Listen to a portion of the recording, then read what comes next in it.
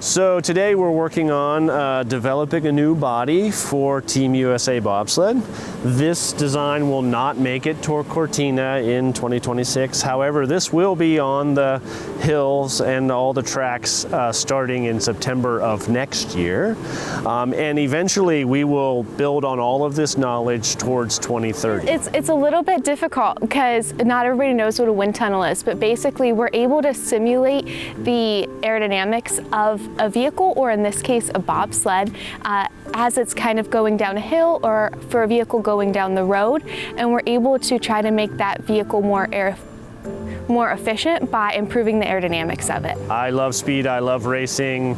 I've been in it all my life.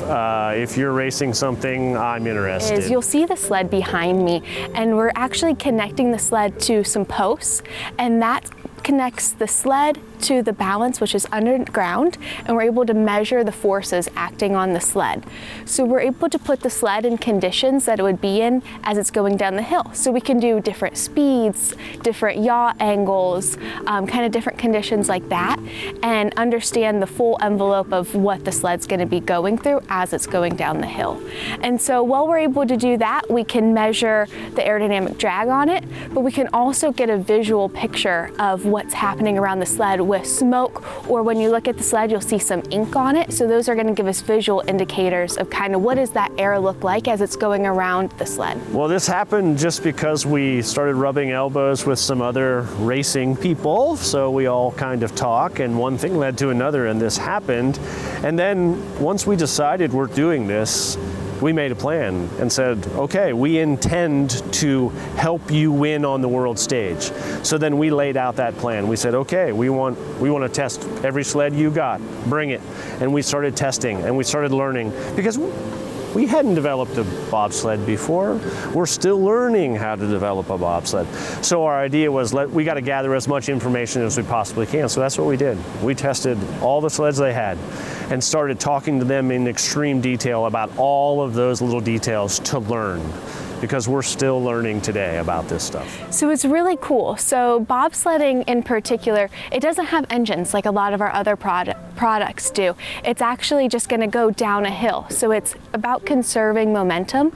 And so what we're doing here can really make an impact and shave off time as our athletes are going down. So it's really important what we're doing, and our athletes are working every day trying to improve their speed and their strength. And so now we're doing the other side of that, of trying to help them improve their equipment so we can come together and make them a really good product. You make it sleeker as possible. You work on the handling.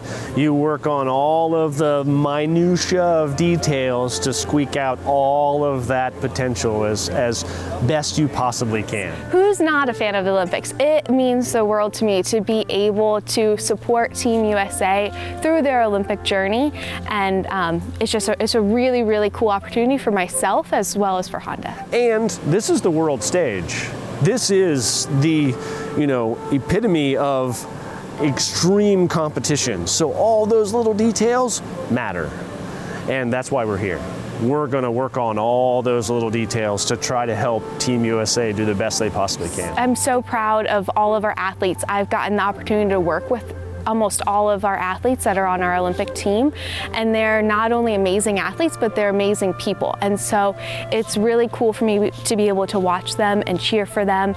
And also I am really proud because I've also helped kind of shape their equipment and how they're going to be sitting in the sled and all of that. So it's really nice that we've had a part in their success. Yeah, that's going to be a little surreal. I'm already doing it. They're competing right now in the World Cup.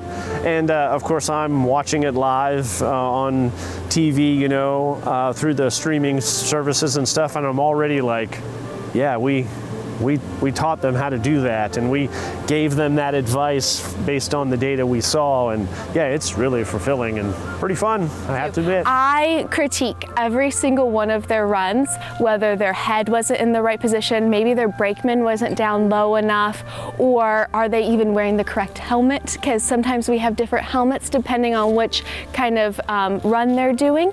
And so I've been watching all of that, but not only for our athletes, I'm also watching all of the other countries race to get ideas of what are their athletes doing and how can we do better. So that's one of the crazy things when we first started and we had the athletes in, we have some simulations that kind of show what does our aero number relate to in time savings. And I was like, oh, this is only 3/100ths of a second, and their jaws dropped because that is a huge impact. And so what we're doing here can really have a big impact. So it's really exciting every time we make a change that can be helpful. I will admit it's a little surreal. It's a little strange. Like, you know, Ohio. Well, first of all, Ohio bobsled, really? But hey, here we are. We're doing everything we can to help them. I know. I was just going to ask. She was fantastic. We done? Oh, okay. Sorry. I just got excited. I was ready.